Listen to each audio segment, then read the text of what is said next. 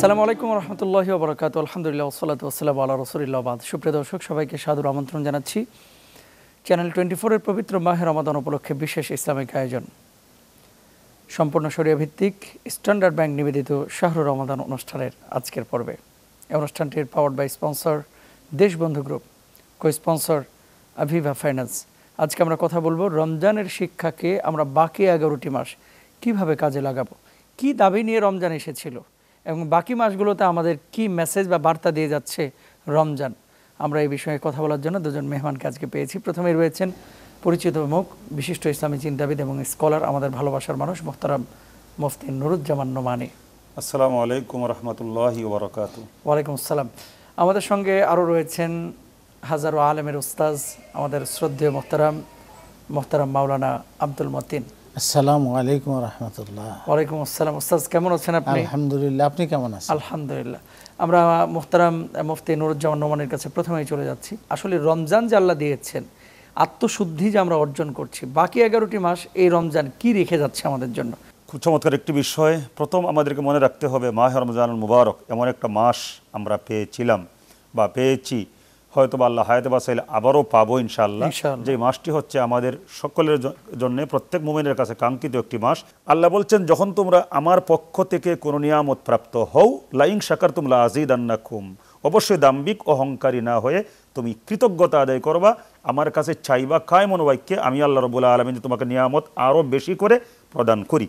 তো এরপরে যালিকা মিন ফাজলিল্লাহ ইউতি মান ইয়াশা, ভালো কিছু পাওয়া, এটা বিশ্বাস রাখতে হবে যে আল্লাহ পাকের ফজল করম, আল্লাহ পাকের পক্ষ থেকে অনুগ্রহ, এটা বিশেষ কোনো যোগ্যতা না, আল্লাহ দয়া করে দিয়েছেন তাই পেয়েছি।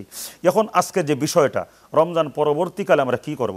মাহে রমজানকে কেউ যদি ঠিক মতো কাজে লাগিয়ে থাকে, কোরআন তেলাওয়াতের মাধ্যমে, তারাবির মাধ্যমে, সেহরির মাধ্যমে, ইফতারের মাধ্যমে, রোজার মাধ্যমে, জিকির আসকারের মাধ্যমে, তওবা ইস্তেগফারের মাধ্যমে, এক কথায় যত প্রকারের নেক আমল আছে, এই মাসটা তো নেকের জন্যেই। কেউ যদি কাজে লাগিয়ে থাকে তাহলে অবশ্যই রমজানের পরেও তার মধ্যে এর চিহ্ন ফুটে উঠবে। আল্লাহর বিধান হচ্ছে আমাদের উপরে, ওয়াবুদ রব্বাকা হাত্তা ইয়াতিয়াকাল ইয়াকিন। হ্যাঁ, রমজান মাস আল্লাহর পক্ষ থেকে আমাদের প্রত্যেকের জন্য বিশেষ একটা গিফট, একটা মহান নিয়ামতের একটা মাস, ঠিক আছে। কিন্তু শুধুমাত্র রমজান মাসে আল্লাহর অলি হয়ে চলবো, একবারে খাস আল্লাহর নেককার বান্দা হয়ে যাব, রমজানের পরে আবার সব শুরু করে দিব না।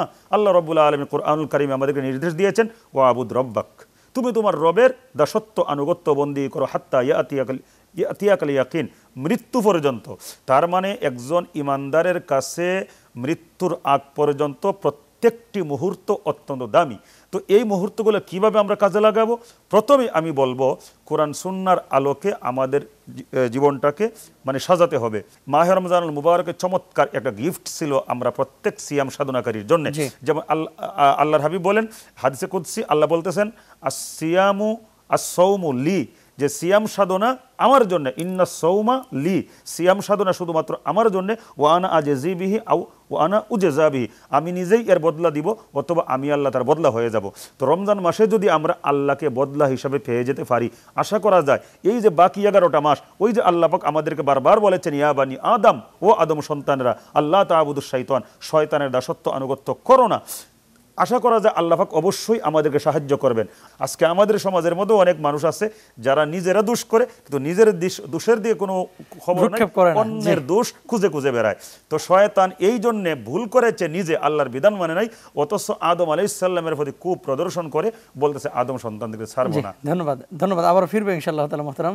ছোট্ট একটি বিরতির সময় হয়েছে, বিরতির পরে মাওলানা আব্দুল মতিনের কাছে প্রিয় দর্শক আমরা ফিরবো। আপনারা দেখছেন আপনাদের প্রিয় অনুষ্ঠান, সম্পূর্ণ শরিয়া ভিত্তিক স্ট্যান্ডার্ড ব্যাংক নিবেদিত Shahrur Ramadan, powered by Deshbandhu Group, co sponsor Aviva Finance. ছোট্ট বিরতির পরে আবারও ফিরছে, আশা করছি আমাদের অপেক্ষায় থাকবেন ইনশাআল্লাহ।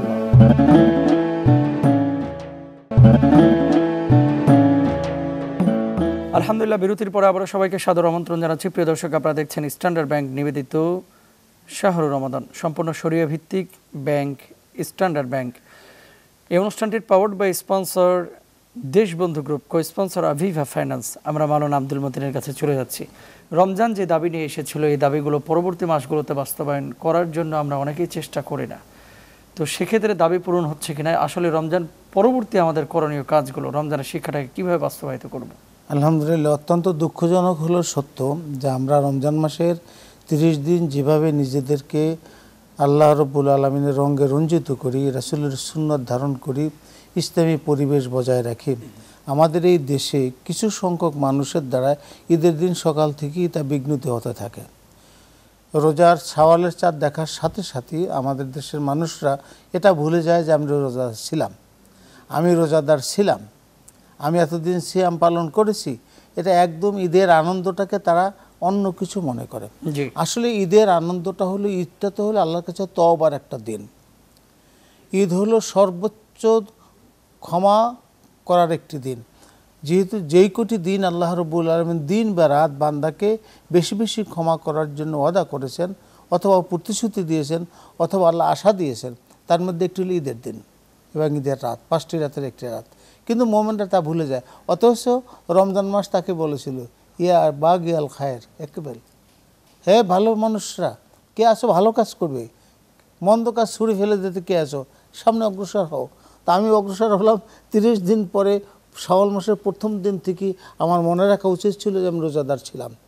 আর আমি রোজাদার থাকা অবস্থায় আমি অন্যায় করি নাই, আমি ভেজাল করি নাই, মিথ্যা বলি নাই, মুনাফিকি করি নাই, রাষ্ট্রদ্রোহ কাজ করি নাই, আলেমদের সাথে বেয়াদবি করি নাই, এগুলো আমি করি নাই। তা আজকে কেন করব? অর্থাৎ এই রোজার মাসে তিনি যা অর্জন করলেন, এই অর্জনটুকুন 11 মাস পর্যন্ত বহন করার নামই হলো ঈমান। আল্লাহ রাব্বুল আলামিন যেটা বলতে চাচ্ছেন সেটা হলো এই যে তুমি মুত্তাকি হবা, তাকওয়া কি, ইন্নাল্লাযিনা ক্বালু রাব্বুনাল্লাহ সুম্মা ইসতাকাম, যিনি বলল যে আমি আল্লাহকে আমি মেনে নিয়েছি এবং ওর উপর তিনি অচল থাকলেন, অবিচল থাকলেন। রোজার 1 মাসে তিনি যদি অবিচল থেকে থাকেন, রোজার পরে তিনি কি করবেন না? তিনি কোনো অন্যায় কাজ করবেন না, তিনি কোনো অনিয়ম করবেন না, তিনি কোনো রকমের কোনো ব্যত্যয় ঘটাবেন না। আর যদি এটা মুনাফিকি, কিছু সময়ের জন্য ইসলাম হতে পারে না। ইসলাম হলো পূর্ণাঙ্গ জীবনের জন্য, সম্পূর্ণ জীবনের জন্য। হ্যাঁ, যারা ওয়ানাহান নাফসা আনিল হাওয়া ফাইনাল জান্নাতে হিয়াল মাওয়া, এটা তো সর্বসময়ের জন্য। আমি কিছু সময়ের জন্য আমি একটা জিনিসকে মনে করলাম। জি জি, ধন্যবাদ জাযাকাল্লাহ মুহতারাম আপনার মূল্যবান সময় দেওয়ার জন্য। এই ক্ষেত্রে আমাদের মানে কিছু নসিহত আছে, গুনাহ থেকে বাঁচার চেষ্টা করতে হবে। এই যে তওবা প্রসঙ্গে বারবার শুনতেছি, এইটা মাথায় রাখতে হবে যে শুধুমাত্র পাপ করলাম আর তওবা করলাম, এটা আল্লাহর সাথে ফাজলামি করা। তওবার সঙ্গে আল্লাহ নিজে বলে দিয়েছেন, ইন্নামাত তাওবাতু আলাল্লাহি লিল্লাযিনা ইয়ামালুনা সুআ বিজাহালা, যারা ঈমানদার তাদের তওবা আল্লাহ গ্রহণ করেন, তবে ভুলটা হতে হবে ইয়ামালুনা সুআ বিজাহালা, অজ্ঞতাবশত, ইচ্ছাকৃত না। হ্যাঁ, ইচ্ছাকৃত ভুল করলেও আল্লাহ মাফ করবেন, কিন্তু মুমিন ইচ্ছাকৃত ভুল করবে না। এরপরে আল্লাহ বলেন, ইয়ামালুনা সুআ বিজাহালা সুম্মা ইয়াতুবুনা মিন কারিবিন, যেই ব্যক্তি অজ্ঞতাবশত ভুল করে তাড়াতাড়ি তওবা করবে, ফাউলাইকা ইয়াতুবুল্লাহু আলাইহিম, আল্লাহ তাদের তওবা গ্রহণ করেন। তাই আপনার মাধ্যমে এই মেসেজটা পৌঁছাইতে হবে যে আমরা তওবা করব, ভুল করব না। মুমিনের ভুল হবে অনিচ্ছা, ইচ্ছাকৃত না। ধন্যবাদ জাযাকুমুল্লাহ, খুব ইম্পর্টেন্ট বিষয় বলেছেন আপনারা দুজনকে, আল্লাহ তাআলা উত্তম প্রতিদান দান করুন। প্রিয় দর্শক, দেখছিলেন সম্পূর্ণ শরিয়া ভিত্তিক স্ট্যান্ডার্ড ব্যাংক নিবেদিত Shahrur Ramadan powered by Deshbandhu Group, co sponsor Aviva Finance. অনুষ্ঠানে একেবারে শেষ প্রান্তে চলে এসেছি। সবার জন্য দোয়া এবং ভালোবাসা জানিয়ে আজকের মতো বিদায় নিচ্ছি। আগামীকাল একই সময় ইনশাআল্লাহ আবার দেখা হবে। আল্লাহ হাফেজ, আসসালামু আলাইকুম ওয়া রাহমাতুল্লাহ।